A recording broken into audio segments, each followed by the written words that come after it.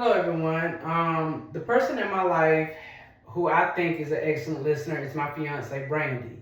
One thing she does well is ask questions when she doesn't understand something instead of making assumptions. She also gives feedback cues like eye contact, nodding, and responding to what the other person is saying.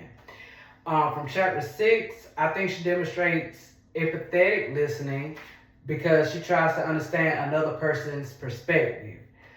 Even when she may not agree with it, those listening behaviors help people feel heard and respected.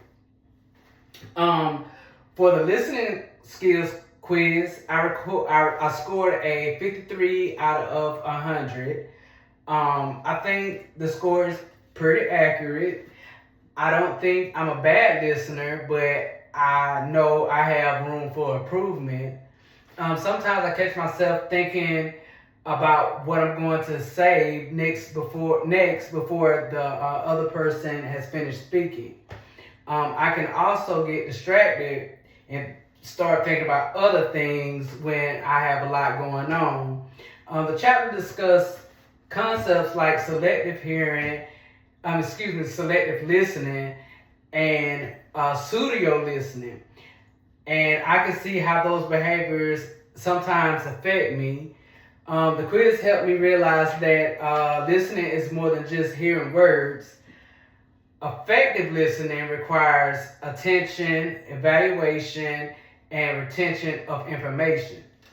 Listening behaviors can also signal power and status.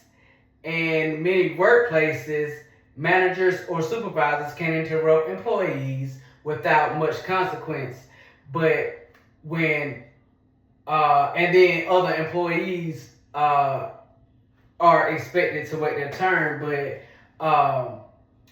silence can be interpreted differently depending on who the person is.